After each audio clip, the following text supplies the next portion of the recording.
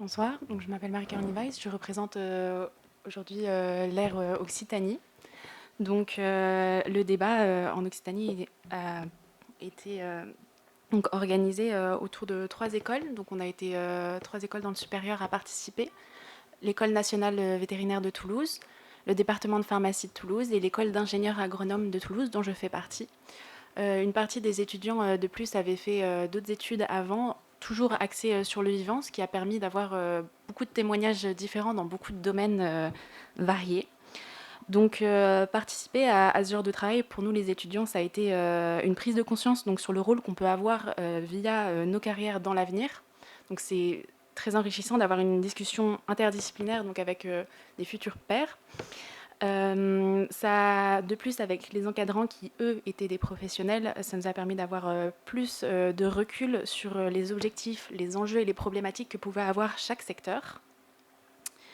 En tant que citoyens et étudiants jeunes, ça a été pour nous une grande chance de pouvoir participer à ces débats. Pardon.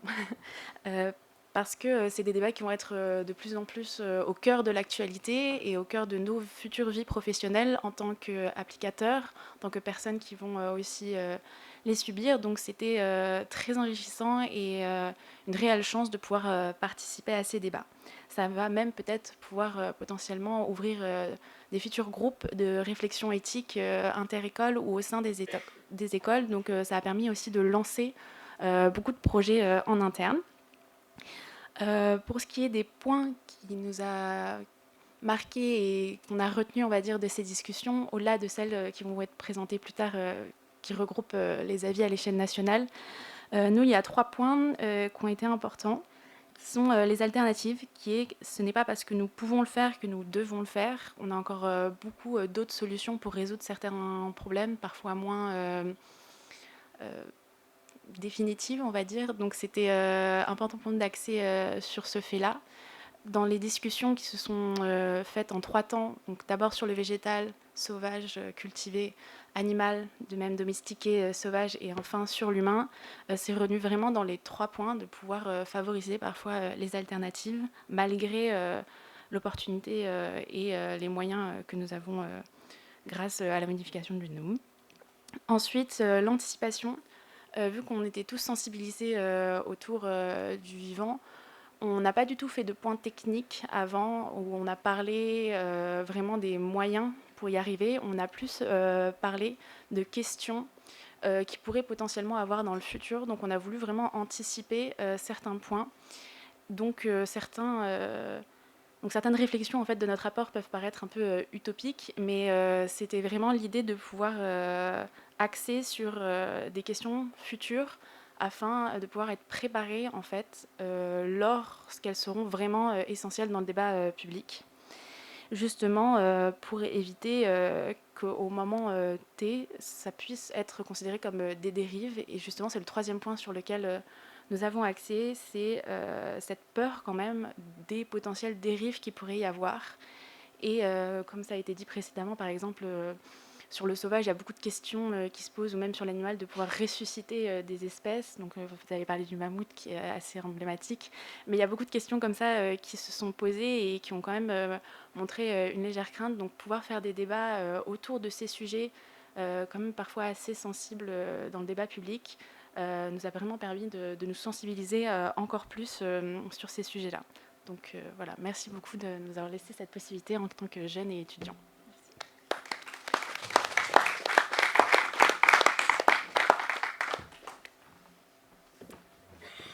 Merci Marie-Caroline. Alors on va passer à Cyprien en Normandie. Bonjour. Nous, on va témoigner du coup au nom de l'espace de réflexion éthique de Normandie. Donc, il faut savoir que il y a eu 2 publics vers lesquels on s'est tourné pour récolter un petit peu, voilà, les pistes de réflexion et les témoignages citoyens. Tout d'abord, on a mené voilà un travail de réflexion et de concertation auprès d'élèves de troisième dans un collège. Et puis, il y a eu également des ateliers organisés par les Rennes, et du coup, dans les locaux, et où là, effectivement, il y avait des étudiants, il y avait des membres de différentes associations de saisie un petit peu de sujets bioéthiques, il y avait des membres de l'ERN eux-mêmes. Et donc voilà. Parmi les étudiants, c'était intéressant de noter, on était très peu en médecine, on était bon, 2, donc c'est pas beaucoup. Et il y avait une vingtaine d'étudiants en master de la protection de la personne vulnérable. Et donc c'est intéressant parce que eux dépendent de la faculté de droit et du coup n'avaient pas forcément les bases techniques et scientifiques nécessaires à la saisie vraiment complète du sujet. Donc voilà. Et donc les ateliers sont déroulés en 3 rendez-vous, en tout cas pour les rennes. Et dans un premier temps, on a eu justement tout l'aspect scientifique, etc., qui nous a été expliqué. On avait eu accès à de la documentation en amont pour pouvoir se préparer et vraiment pouvoir bâtir des piliers solides pour une réflexion complète et complexe derrière. Et puis ensuite, deuxième rendez-vous, là, c'était plus porté autour du débat. Bon, alors, c'était plus de la discussion un petit peu controversée que du débat. Ça restait quand même relativement cordial. Et puis le troisième rendez-vous, c'était celui-ci pour la synthèse. Donc, je pense que c'est quand même intéressant de noter que ces étudiants-là en master, très vite, dès le deuxième rendez-vous, n'étaient plus nombreux et au troisième rendez-vous, complètement absents. Donc voilà, peut-être que le sujet était trop complexe à aborder quand on part de zéro, je ne sais pas. Donc, je pense que c'est intéressant de noter ça. Donc, il y avait toute cette complexité autour de la saisie du sujet, qui est très technique et difficile à rendre accessible. Ensuite, plus concrètement, dans les discussions qu'on a pu avoir, on a d'abord discuté des champs d'application possibles, mais ça a déjà été dit en introduction et par ma collègue juste avant. Des champs d'application qui sont très nombreux et on s'est rendu compte qu'on avait une réflexion qui suivait, pour prendre un terme mathématique, une courbe fractale. Ça veut dire que plus on zoomait dans la réflexion et plus on se rendait compte que la réflexion se morcelait, mais pour donner naissance à d'autres réflexions vraiment en arborescence, c'était presque botanique à suivre.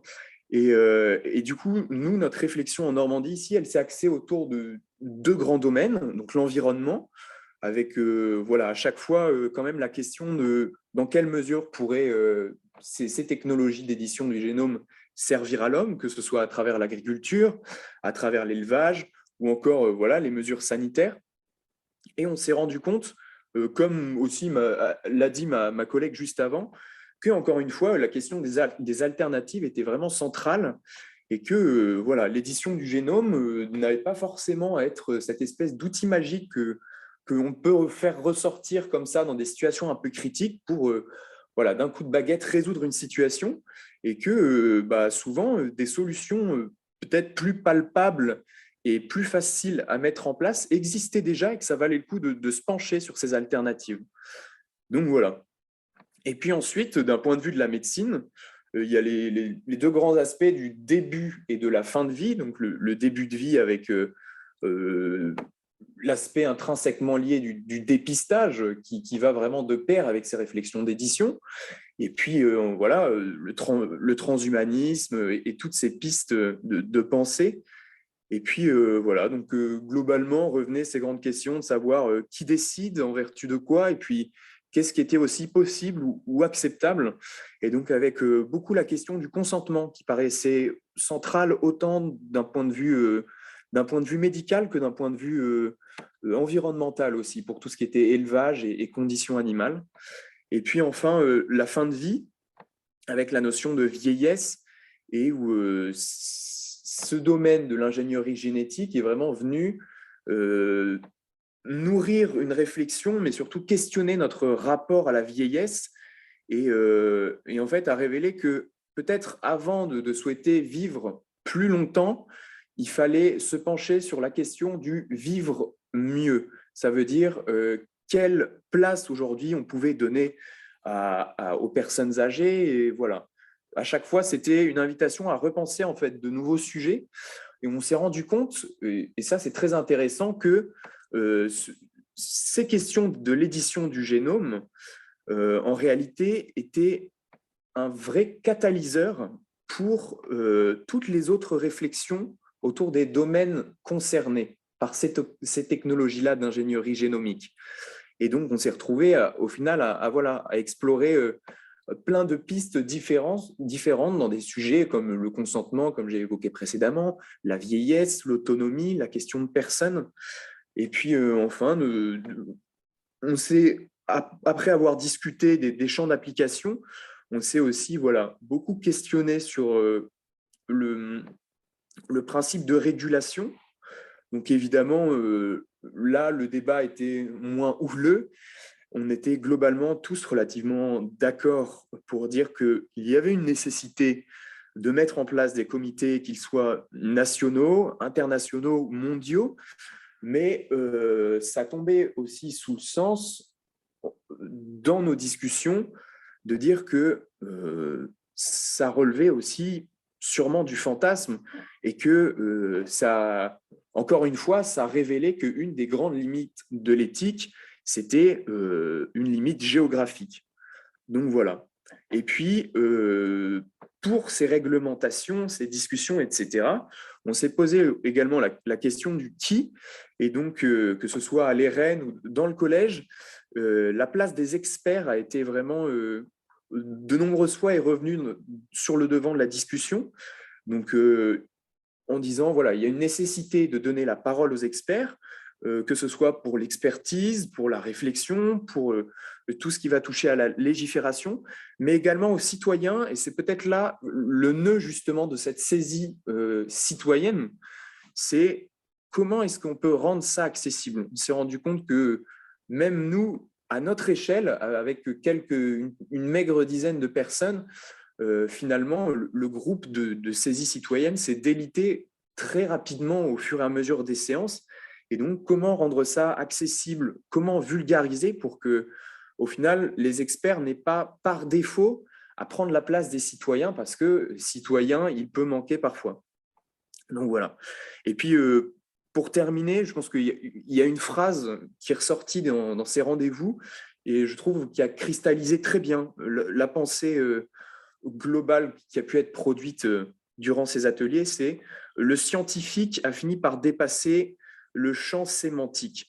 Et je trouve que ça définit parfaitement un petit peu toutes ces réflexions nouvelles autour des termes de vivant, de personne, d'autonomie, qui avaient presque un goût de désuet dans la bouche lorsqu'on les prononçait, tellement le sujet de l'édition génétique appelait à l'urgence de réfléchir, mais aussi et surtout peut-être à l'urgence d'agir. Donc voilà. Merci beaucoup pour votre intervention. C'est bon, on entend. Voilà, on te donne la parole. Vous m'entendez? Oui, on t'entend bien. Merci. Bonjour à tous. Donc, moi, je suis Émilien Micard du Grand Est, Nancy. Je suis bénévole délégué à l'association AFM Téléthon, que vous connaissez probablement au travers du Téléthon qui est organisé en décembre dans notre pays. Alors, moi, je vais peut-être vous faire plutôt un témoignage un peu personnel sur comment j'ai vécu ce débat éthique, qui était quelque chose que je découvrais vraiment pour la première fois et que j'ai trouvé extrêmement intéressant. Alors, pour commencer, déjà, comment j'en suis arrivé à participer à ce débat éthique? Eh bien, tout simplement au travers de la FM Téléthon, tout simplement au niveau local, donc au niveau de Nancy, il y a eu une consultation, un mail qui a été fait en fait au service régional de la FM Téléthon pour demander s'il y avait des personnes qui voudraient éventuellement participer à cette consultation éthique. Ça m'a paru extrêmement intéressant dès le début. J'ai souhaité participer. Alors, ce qu'il faut quand même savoir, c'est que la problématique de l'édition du génome, en particulier de l'édition du génome pour la thérapie, c'est-à-dire pour soigner des maladies, c'est quelque chose qui n'est pas nouveau et qui est extrêmement central au niveau de la FM Téléthon, puisque ça fait à peu près près de 50 ans quand même que la FM Téléthon a fait le pari de la thérapie génique. C'était d'ailleurs les seuls à y croire jusqu'à il y a encore une vingtaine d'années, hein, et qui a fortement contribué aux avancées de la génétique en ce sens, puisque on n'est pas sans savoir que c'est sous l'impulsion de la FM Téléthon en France qu'a été décrypté le génome humain et offert à la communauté scientifique.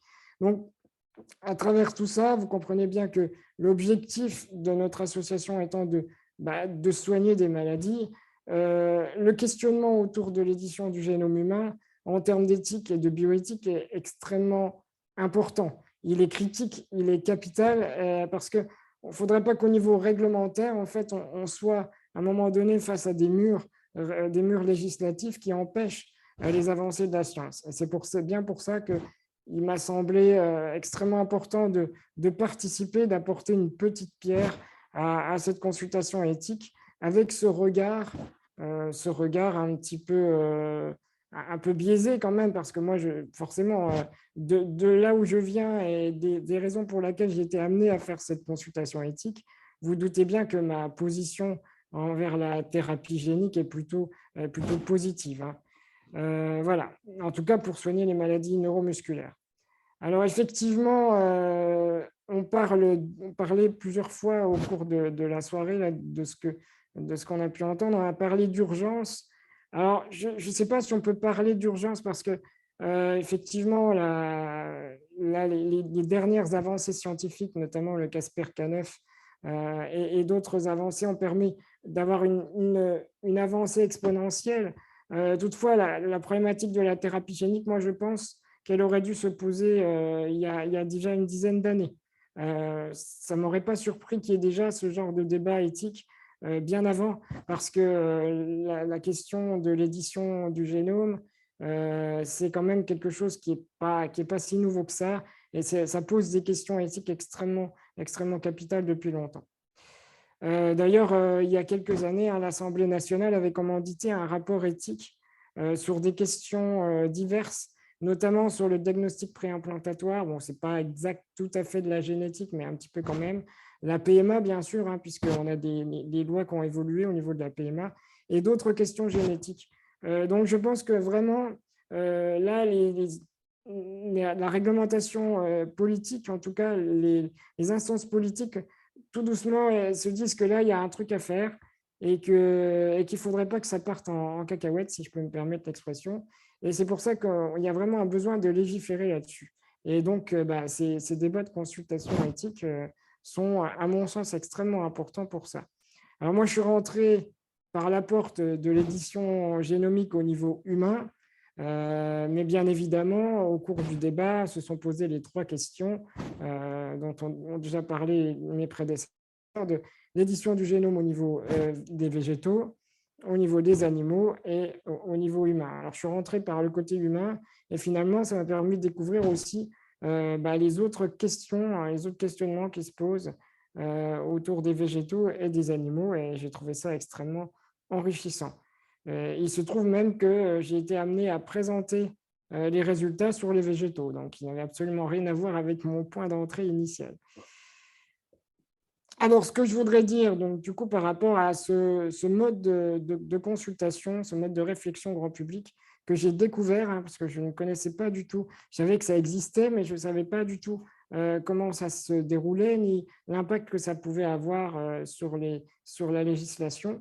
Moi, j'ai trouvé ça extraordinaire. Comme le disait le premier orateur tout à l'heure, je suis désolé, je n'ai pas retenu, c'était Patrick, je crois, je ne suis pas sûr. C'est vraiment un nouveau moyen.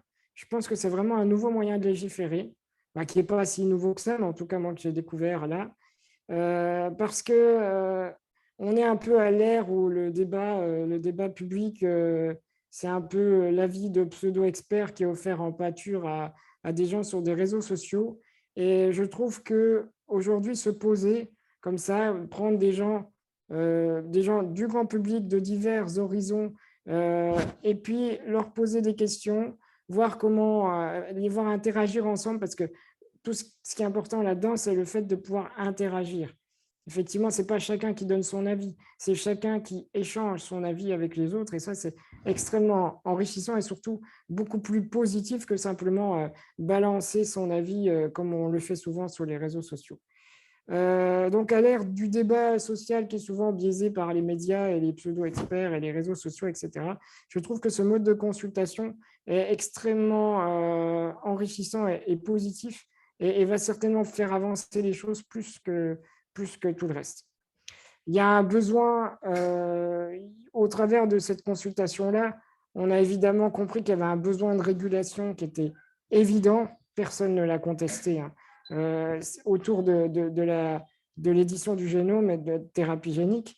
Moi, j'ai constaté à titre personnel que la question de la thérapie génique, donc c'est-à-dire appliquée à la thérapie, au fait de soigner des maladies sur les humains et en particulier les enfants atteints de maladies rares, ça ne posait pas vraiment question. Je m'y attendais un peu parce que c'est vrai que c'est quand même quelque chose qui est dans le collectif, hein, et assez bien admis, le fait qu'on utilise la thérapie génique pour soigner des enfants. Donc là-dessus, j'ai pas vraiment eu à faire débat sur cette question-là. C'était plutôt positif. Par contre, bon, même, alors effectivement, moi j'ai en mémoire quand même des débats qui ont été intelligents. Alors je dis débat, mais c'est vrai que c'était plutôt des réflexions collectives qui étaient extrêmement intelligentes. Il n'y a pas eu vraiment de conflit, hein. Bien évidemment, il y avait des confrontations d'idées différentes, mais tout ce débat s'est déroulé de manière raisonnable, modérée, et on a vraiment pu échanger avec des gens, et moi j'ai pu découvrir aussi des gens qui pensaient autrement et qui l'exprimaient de manière positive, de manière posée. Et ça, c'est vraiment, j'en suis très reconnaissant parce que c'est assez rare de trouver ça, des débats qui sont pas enflammés, où on part tout de suite dans des dérives et des critiques individuelles. Alors, je disais justement donc le besoin de régulation, même si sur le plan humain, on admettra, enfin, en tout cas, pas humain, mais sur la thérapie, donc pour soigner des maladies, tout le monde est assez d'accord là-dessus. Par contre, il est quand même important de légiférer. Là, c'est pareil, tout le monde est assez de réguler en tout cas. Sinon, légiférer, au moins réguler sur des sujets, parce que sur des sujets aussi précis, aussi techniques que ça, eh bien, il ne faudrait pas qu'il y ait des trous dans la réglementation. C'est-à-dire qu'il ne faudrait pas qu'on assiste à des problèmes de réglementation qui ne s'intéressent qu'à une partie du problème et qui ne régulent pas tout. Ce serait un vrai danger. Donc, je pense vraiment, encore une fois, je l'ai dit plusieurs fois et j'insisterai jamais assez là-dessus, ce genre de débat permet de mettre en avant les points justement sur lesquels il faut réguler, les points sur lesquels il faudra légiférer, et c'est extrêmement enrichissant. Merci beaucoup pour votre intervention. Merci.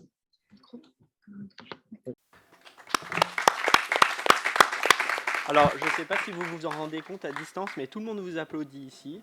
Comme les autres, hein, d'ailleurs, aussi. Il n'y a pas de... Voilà, il y a pas d'applaudimètre. Et puis, à présent, je passe la parole à Marion. Et puis, si vous voulez intervenir ensuite dans la phase de débat, bien sûr, ça sera ouvert et on aura plaisir à vous entendre à nouveau. Donc, Marion, je vous laisse la parole. Donc, bonjour à toutes et à tous. Je ne sais pas si vous m'entendez bien. Très bien. On vous entend très bien. D'accord. Je m'appelle Marion. J'ai participé aux consultations citoyennes organisées autour des techniques d'édition du génome par l'espace éthique PACA Corse. Et donc, je vais vous parler un peu de comment est-ce que ce dispositif a été mis en place à l'échelle de notre région, quelques idées autour de la cartographie des controverses qu'on a rédigées tous ensemble et un retour d'expérience un peu plus personnel. Ici en région PACA Corse, ça a commencé à l'été 2021 avec un appel à candidature qui a été mené via des sites internet et newsletters de l'espace éthique PACA Corse et de l'association Tous Chercheurs, mais aussi sur les réseaux sociaux et via des enseignants au collège et lycée qui ont été contactés pour motiver leurs élèves à participer. Et donc, au total, on a été 34 volontaires à être sélectionnés sur un formulaire de motivation, avec une majorité de femmes qui constituaient ce jury citoyen et une moyenne d'âge d'environ 45 ans, même si on était quand même un tiers à avoir moins de 25 ans et il y avait un quart de personnes qui avaient plus de 65 ans. Donc, on était retraités, étudiants, lycéens, actifs. Il y avait beaucoup de personnes différentes. Et donc, ça a commencé d'octobre à décembre. Au total, on a eu 5 séances. Au préalable, on a reçu des liens par mail aller voir des articles sur Internet et des vidéos de vulgarisation scientifique pour comprendre comment est-ce que cette technique elle fonctionnait et quelles applications étaient courantes et à envisager. Et donc, la première séance s'est déroulée à l'espace éthique en présentiel. On nous a présenté le projet, les personnes qui allaient nous accompagner et quelques notions de base sur le fonctionnement de CRISPR-Cas9. Et suite à ça, on a eu 2 séances en distanciel autour des enjeux éthiques de l'édition du génome appliquée aux animaux et aux végétaux, puis la séance suivante appliquée aux êtres humains. Et donc, lors de ces séances, on a pu débattre sur toute une après-midi. On était répartis en sous-groupes d'environ 4 à 5 participants, avec à chaque fois une personne qui était désignée pour assurer un temps de parole équitable entre chaque participant et participante, et une personne qui prenait des notes de ce que faisaient des travaux qui étaient rapportés dans ce sous-groupe pour ensuite en parler à l'ensemble du jury. Et ensuite, on a une 4e séance où on a pu échanger, poser des questions avec des experts issus de différents domaines, philosophes, juristes, chercheurs et chercheuses. Et suite à ça, on a une dernière séance en présentiel pour pouvoir rédiger de manière collective une cartographie des controverses. Et donc, cette cartographie des controverses, elle portait sur 6 thématiques différentes qui avaient émergé de nos débats.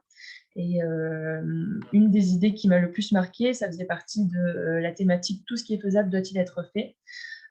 Parce qu'en fait, il y avait un consensus autour de l'idée que non, en fait, il fallait s'attacher à définir des usages, entre guillemets, pertinents, avec toutes les difficultés d'une telle définition, en fonction, par exemple, du domaine d'application. Est-ce qu'on s'attachait plutôt à la médecine ou à une simple amélioration de l'espèce humaine? Est-ce qu'il y avait également des alternatives disponibles qui soient moins incertaines, et quelle est la balance bénéfice-risque qu'on pouvait attendre d'une application en particulier? Il y avait également l'idée que la généralisation de la technique de CRISPR-Cas9 pouvait peut-être ne pas nous pousser à aller explorer d'autres alternatives techniques que l'édition du génome, et donc en cela constitue une sorte de solution de facilité qui nous permettrait de nous extirper de certaines remises en question, certains questionnements éthiques assez troublants. Et donc, la seconde idée qui m'a marquée également, celle-ci, c'est parce qu'elle, justement, elle n'a pas fait consensus. C'était dans la thématique place de l'humain en interaction avec le vivant. Et c'était l'idée selon laquelle les possibilités que nous offrait une telle technique de modification du génome pourraient nous amener vers une organisation d'autant plus anthropocentrée du monde, avec la sélection de certaines espèces qui seraient plus utiles, entre guillemets, à l'homme. Et donc, il y a eu beaucoup de débats vraiment très, très riches autour de l'idée de est-ce que cette organisation mondiale serait acceptable ou pas. Et dans la même veine, on a eu des débats entre des personnes qui estimaient que CRISPR-Cas9, c'était vraiment une rupture radicale et inédite avec toutes les autres formes d'évolution qu'on a connues jusqu'à présent, et des personnes qui, au contraire, considéraient que ça s'inscrivait dans la continuité avec les autres actions de transformation et de sélection que l'espèce humaine a menées sur son environnement jusqu'à présent. Donc, à titre personnel, j'ai vraiment trouvé cette expérience très, très enrichissante. Et pour ma part, ça m'a appris et m'a exercé à débattre de manière sereine, à savoir écouter et respecter les opinions contraires et argumenter de manière rationnelle pour faire valoir mon point de vue. C'était vraiment très gratifiant de participer comme ça à l'élaboration d'un savoir collectif. Et ça m'a amené à me questionner sur est-ce qu'on peut débattre au final sans formation? Je ne parle pas seulement de formation et de connaissances théoriques quant au sujet du débat, donc ici CRISPR-Cas9, mais également de formation plus méthodologique, à savoir comment est-ce qu'on argumente, comment est-ce qu'on synthétise et comment est-ce qu'on prend la parole. Ce n'est pas toujours évident et ce n'est pas inné. On a pu le ressentir avec la participation des lycéens et des lycéennes qui n'étaient pas toujours enclins à prendre la parole de manière spontanée et qui laissaient plutôt parler les personnes qui s'exprimaient entre guillemets mieux. Et je suis vraiment enthousiaste à l'idée que ce genre d'expérience se multiplie à l'avenir, parce que ça permet de ramener de la transparence dans le milieu de la recherche et de ses applications, sachant qu'elles concernent toute la société. Et l'idée maintenant, c'est de savoir quelle place on donne à ce genre de débat citoyen dans la prise de décision éthique, législative, et comment est-ce qu'on attire un public peut-être moins intéressé par ce genre de questions, mais tout autant concerné pour pouvoir débattre. Je vous remercie. Merci Marion. Alors merci Marion, de nouveau vague d'applaudissements. On essaye de vous décrire parce qu'on vous voit, mais vous ne nous voyez pas forcément. Enfin, vous ne voyez pas la salle en tout cas. Alors, à présent, il y a un intervenant dans la salle qui va venir. Donc, je vais partager avec vous mon bureau. Voilà. Alors bonsoir à toutes et à tous, je me présente, je suis Antoine Portet-Ixidor, j'interviens ce soir en tant que représentant du comité citoyen qui s'est réuni en région Centre-Val de Loire au courant du mois d'octobre dernier. J'en profite pour adresser mes remerciements à ce groupe qui m'a accordé sa confiance pour les représenter ce soir. Et pour vous parler un peu de notre comité citoyen, nous étions 14 personnes, 8 femmes, 5 hommes et une personne se définissant comme non-binaire. Pour des âges s'étalant de 19 à 69 ans, pour une moyenne d'âge qui se situait autour de 30 ans. La moitié d'entre nous étions étudiants de disciplines diverses, étudiants juristes qui ont su s'accrocher jusqu'au bout de la réflexion, étudiants en médecine, en sciences politiques et en philosophie, me semble-t-il. Et la deuxième moitié était composée de professionnels, eux aussi issus de plusieurs disciplines, professions médicales, professions scientifiques, notamment dans le domaine animal, et j'en passe. Nous avons tenu à signifier au sein de nos travaux, et même dès le début en guise d'introduction, une certaine nuance quant à l'aspect citoyen de notre groupe. Pourquoi? Parce que, comme je le disais, nous étions une quinzaine de personnes, mais on s'est très vite rendu compte qu'en termes de mixité sociale, de mixité ethnique, de mixité culturelle, on était très limité. Nous représentions la région Centre-Val de Loire, mais la très grande majorité d'entre nous étions issus de l'agglomération Tourangelle, ce qui déjà pose une première limite. Et donc je pense que pour parler de nous, parler d'un comité de citoyens qui a mené une réflexion est plus intéressante que de parler d'un comité citoyen, car nous avons tenu à nuancer notre représentativité par rapport à la situation générale de la région Centre-Val de Loire. Pour vous présenter un peu la méthode que nous avons suivie, donc notre comité s'est réuni sur une semaine complète, du 25 au 29 octobre, à l'espace MAM de Tours. C'est un espace neutre, c'est-à-dire qu'il n'était pas dépendant de l'espace de réflexion éthique du Centre-Val de Loire, et qui était très agréable puisque c'était très moderne, un espace de coworking, comme diraient les plus jeunes, et qui était à la fois composé d'espaces de détente, ce qui nous a permis vraiment pendant une semaine de 9h à 18h d'être entièrement dédié à notre réflexion et aux enseignements qu'on a pu suivre. C'est une semaine de consultation qui a été animée par une entreprise, par la Scope L'Engrenage, représentée par un duo d'Émilie, qui doivent nous écouter ce soir et que je salue. Ça a été très intéressant puisque elles, c'est leur métier d'animer ce genre de réunions et de débats. Et ça a permis aussi de prendre un certain recul par rapport à l'espace de réflexion éthique régional qui finalement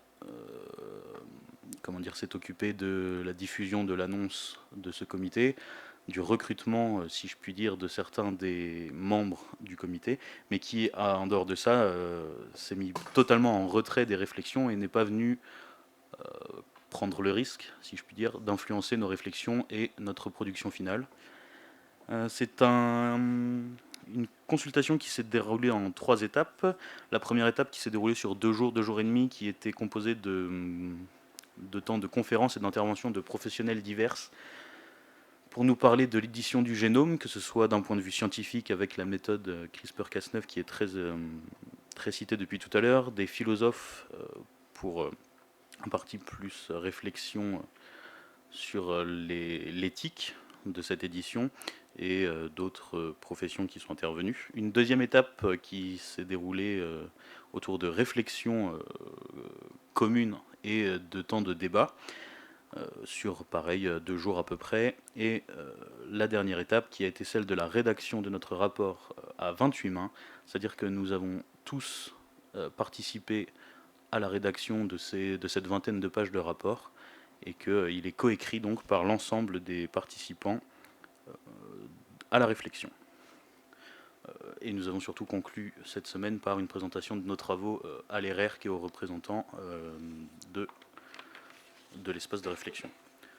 3 points que j'ai tenu à relever de nos travaux finaux, de nos travaux finaux, pardon.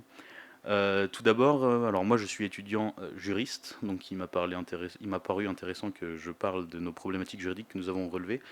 Tout d'abord des problématiques de bioéthique, donc mais dans la dimension juridique de la question, sur le statut de l'embryon, tel qu'il est en France, et surtout, une des réflexions principales a été menée autour de l'idée d'une consultation internationale et de la problématique de réussir à parvenir à un consensus à un niveau mondial, ce qui nous a paru très compliqué quand on voit des fois que au sein d'un groupe de 15 personnes déjà, les avis divergent. Quand on prend l'exemple des législations internationales qui existent déjà ou des différentes organisations, on se rend bien compte que c'est très très compliqué de mettre au point un cadre unique interétatique, si je puis dire. On peut prendre, pour sortir de l'édition du génome, si on prend aujourd'hui l'exemple induit par la guerre qu'on connaît dans les pays de l'Est et l'arrivée sur le territoire national de femmes qui pratiquent la GPA dans leur pays d'origine et qui se retrouvent sur un territoire où celle-ci est interdite, ça laisse quand même un grand flou juridique sur la question. Et on peut se poser la question de l'édition du génome, avec le déplacement de population que ça pourrait engendrer de la même façon. On a aussi posé les questions dans l'idée de la fixation d'un cadre de contrôle international, la question de qui va s'occuper de faire respecter ce contrôle, la question de la création d'un organe de contrôle, d'un cadre juridique normatif avec les sanctions qui vont avec. Sauf que nos réflexions nous ont poussé à dire que pour qu'il y ait sanctions et pour que ce soit réellement contraignant, il faut des sanctions effectives, parce qu'on peut voir en étudiant un peu parfois le cadre européen que des sanctions qui sont simplement ici pour faire, qui ne sont pas contraignantes en tout cas, engendrent souvent peu de réaction de la part des États qui les reçoivent. Et enfin, on parle d'un processus de réflexion mondiale, mais dans le cas en tout cas d'une création d'une législation internationale, il faut garder à l'esprit que tout pays qui ne serait pas signataire des textes qui seraient résultants de ces consultations ne se verrait pas contraint par le contenu de ces textes, et que donc ça nuance l'aspect international de la portée de nos réflexions. On a également parlé de la recherche, de son cadre et de son application, notamment sur la question de est-ce qu'il faut limiter la recherche au domaine de la recherche publique ou est-ce qu'il faut l'ouvrir aussi au domaine de la recherche privée. Nous avons conclu que exclure la recherche privée n'était pas une solution adéquate, puisqu'on sait que la recherche privée, nonobstant les finalités qu'elle poursuit, était malheureusement dotée de beaucoup plus de moyens que la recherche publique, et ce qui lui permettait souvent d'avancer bien plus vite. C'est un point qui a fait débat aussi, mais nous avons noté qu'il n'était pas... Certains ont soulevé le point de la méconnaissance actuelle du génie génétique, du génie génomique en tout cas, et notamment de l'interaction intergénique. Et toujours en faisant débat, mais nous avons relevé que la majorité du groupe estimait qu'il n'était pas nécessaire d'attendre une connaissance pleine de l'ingénierie génique pour poursuivre les recherches et l'application future. Et enfin, pour finir et arrêter de parler, je vais revenir, et en tout cas sans m'attarder, sur la question de la place de l'homme au sein de son écosystème qui a déjà été évoquée auparavant, de savoir si effectivement la modification, l'édition du génome, que ce soit sur les plantes, sur les animaux ou même sur éventuellement l'humain plus tard, est-ce que ce n'est pas prendre parfois le risque d'accorder un bénéfice certes important mais temporaire et de courir vers une catastrophe plus éloignée à long terme. Merci de votre attention.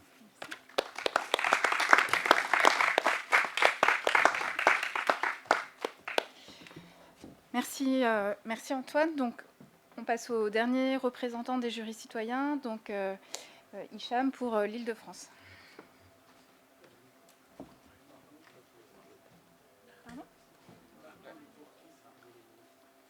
Ah oui, la dernière. Ah oui, la Bretagne, pardon aussi, oui. Oui.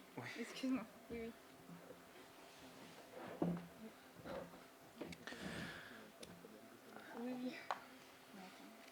Alors, bonjour, donc moi c'est Hicham et j'ai été participant au jury citoyen en Île-de-France.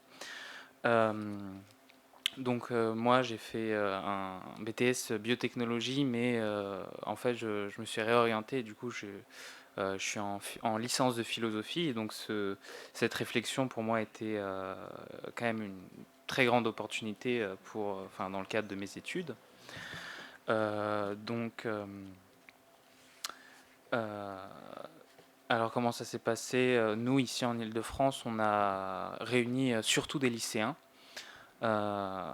C'était des lycéens enfin, du lycée de Paris et moi, ancien étudiant de BTS et donc dans le supérieur. Euh, on nous avait fourni un peu des documents avant notre intervention pour un peu nous dire comment ça allait se passer et aussi nous rappeler un peu enfin, nous rappeler un peu nos cours de génétique, un peu de, de lycée et sur l'édition du génome. Et aussi, cela aussi s'est passé pendant la première des 3 séances euh, que nous avons pu, enfin, auxquelles nous avons pu participer. Nous avons aussi, pendant cette première séance, eu quelques discours de professionnels sur un peu les problématiques autour de l'édition du génome, quelques problématiques actuelles que l'on peut voir encore aujourd'hui. Puis, euh, puis après, nous avons pu faire donc un travail autour des questionnements, puis une synthèse autour des grandes questions pour la deuxième séance. Et cette deuxième séance, toujours en groupe, dans des groupes différents, on a dû répondre à ces différents questionnements qui se sont posés pendant la première. Et pendant la troisième séance, donc on a pu faire une discussion tous ensemble. On était une trentaine en fait à chaque fois pendant ces séances. Donc on a pu faire une discussion tous ensemble sur est-ce que est-ce que les réponses apportées étaient assez pertinentes et, euh, et donc qu'est-ce qu'on pouvait améliorer comme réflexion. J'ai trouvé que la méthode était quand même assez intéressante au niveau objectivité parce que j'ai pu remarquer réellement une certaine diversité, enfin vraiment une certaine diversité de points de vue et que j'ai trouvé magnifique. Il n'y avait et surtout une certaine tolérance une certaine tolérance dans ce débat autour autour des diverses opinions.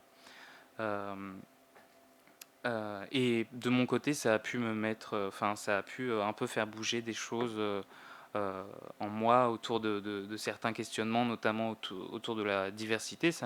J'étais un peu trop j'étais un peu trop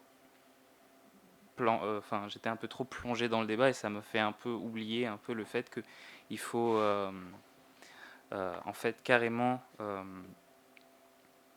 dans la diversité, il ne faut pas oublier justement qu'il y a une diversité et qu'il faut l'accepter, que l'édition du génome ne peut pas euh, vraiment, je pense, répondre à ce problème-là. Et c'est pour ça que je pense que en fait, une grosse idée qui est revenue très souvent dans le débat, qui est le fait que ce n'est pas justement avec l'édition du génome qui forcément que nous allons, il ne faut, qu'il faut très souvent, en fait, ces revenus qu'il faut aller quand même interdire carrément interdire les loisirs les loisirs autour l'utilisation esthétique, comme on avait dit, l'utilisation esthétique de cette technologie, et qu'il fallait donc la restreindre plutôt à son aspect thérapeutique. Et donc, moi, j'ai surtout retenu comment ça s'intègre, comment tous ces questionnements en fait s'articulaient, parce que donc en fait, j'ai remarqué que du coup, c'était un peu la même chose à peu près partout, dans toutes les régions. Donc nous, on avait jusqu'où l'homme peut transformer son environnement. Et une partie un peu plus médicale, donc comment repenser faut-il repenser donc le rôle de la médecine, mais aussi une partie un peu plus juridique et politique autour de l'uniformisation, de l'eugénisme donc de la valeur de la diversité, et une autre partie sur les inégalités et la justice sociale, donc les inégalités, donc l'accès à cette nouvelle technologie, qui est quand même assez ancienne, mais plutôt à cette nouvelle efficacité technologique. Et aussi donc un questionnement sur la gouvernance et les encadrements légaux autour de l'édition du génome. Alors moi j'ai surtout voulu comprendre comment tout cela s'articulait autour vraiment de la question qui est pour moi la plus importante, qui est qu'est-ce que nous voulons pour la société, et donc quelles sont les technologies en fait comment la technologie peut-elle apporter, qu'est-ce qu'elle peut apporter de bon à notre société, et donc tout cela je pense que ça se retrouve en un point qui est que il faut, je pense, qu'il y ait vraiment un contrôle, un certain contrôle, et surtout un contrôle citoyen comme on le fait aujourd'hui, et comme on l'a vu, il y a eu quand même un assez gros consensus autour de cela, qui est que il faut qu'il y ait une éducation autour de l'édition du génome, et donc qu'il y ait des institutions qui permettent de nous faire prendre conscience de l'importance de ces questions, de nous informer pour que tout cela puisse amener toujours à de vraies réponses comme on fait là aujourd'hui. Merci.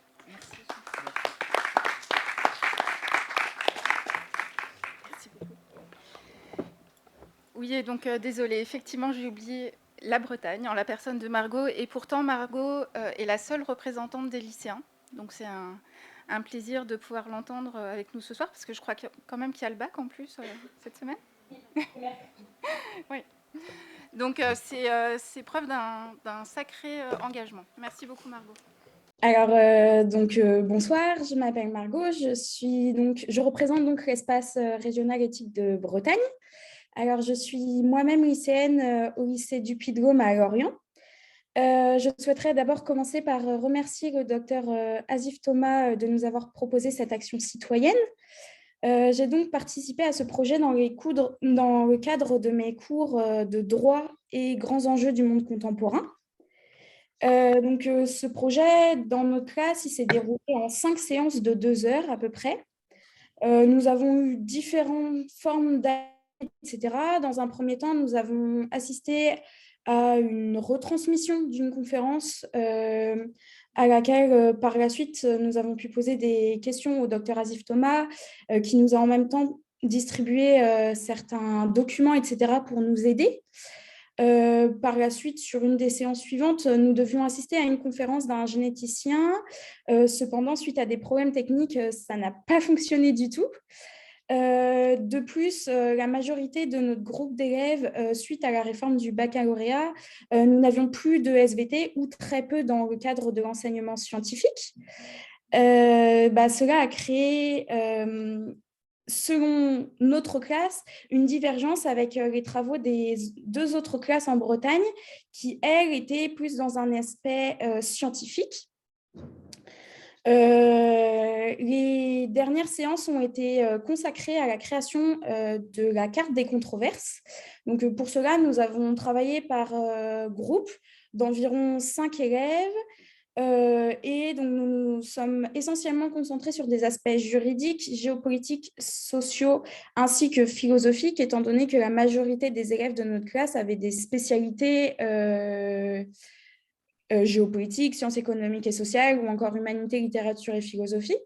J'ai pu discuter avec mes camarades et nous sommes d'accord pour dire que le projet était très intéressant, malgré que parfois on a eu un manque de compréhension et de connaissances scientifiques suite au fait que ce n'est pas forcément notre domaine et qu'on s'y connaît peu.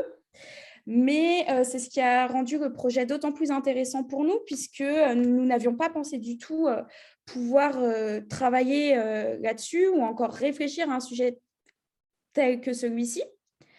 Alors, en Bretagne, et donc je vais parler notamment dans le cas du lycée du Puy-de-Dôme, puisque les deux autres lycées bretons, eux, se sont essentiellement consacrés sur tout le côté scientifique, et donc ça revient à peu près à dire ce qui a été dit auparavant.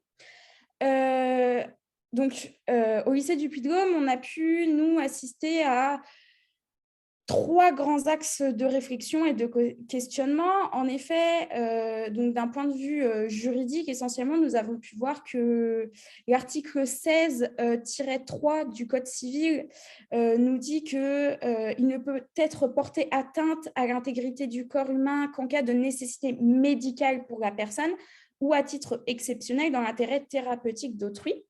Donc, nous sommes demandé si légiférer sur la technique de CRISPR-Cas9 ne serait pas contraire à l'article 16 vis-à-vis de l'inviolabilité du corps humain ainsi que l'indisponibilité du corps humain, ou du moins, ça y poserait des limites. Alors, nous nous sommes demandé s'il faudrait modifier l'article 16. Les avis des élèves là-dessus, il était assez divergent parce qu'il y a des aspects très positifs à la technique, mais des aspects aussi négatifs. Donc, dans les aspects positifs, nous, on a pu voir que la technique, ça apporterait beaucoup de facilité à soigner certaines maladies, mais que l'accès à tous, est-ce qu'il serait respecté? Est-ce qu'il faudrait limiter son utilisation à un aspect thérapeutique ou aussi esthétique? Donc, nous, dans notre classe, nous avons pris l'exemple de 2 personnes atteintes de nanisme. Une aurait potentiellement été éligible à la technique au vu de certains problèmes de santé, mais l'autre non, étant dans un but plutôt esthétique et d'une certaine façon psychologique. Par la suite, nous nous sommes aussi demandé si tout ce qui était possible scientifiquement, est-ce qu'il était forcément souhaitable moralement? Parce que la question, parce que la technique pose de nombreux questionnements, qui soient éthiques, sociaux, économiques ou encore géopolitiques.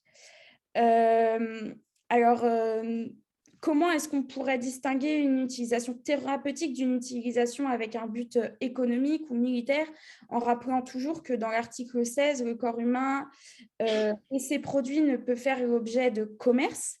D'autres sujets ont aussi été abordés, notamment la biodiversité, qui est un sujet d'actualité très important au sein des lycées bretons et dont, dans ma classe, nous avons énormément parlé. Si l'on prolonge aussi le sujet sur l'aspect philosophique, social et politique, plus la médecine va progresser, plus les citoyens vont vouloir bénéficier de cette technique au risque de surconsommer la médecine, si on peut dire, et que la médecine privilégie donc certaines recherches à d'autres. De plus, donc plus la médecine serait efficace, moins les citoyens vont pouvoir accepter des imperfections naturelles, les aléas naturels, etc. Ce qui pourrait devenir un cercle vicieux. C'est aussi un sujet qu'on a beaucoup abordé, nous, en classe. Donc, pour conclure, si je puis dire, nous, en tout cas au lycée, en tant que lycéens, nous avons donc abordé beaucoup de domaines avec leurs avantages et leurs inconvénients, ainsi que des questionnements sur les conséquences sur l'humain, les végétaux ou encore les animaux, avec bien sûr beaucoup de limites.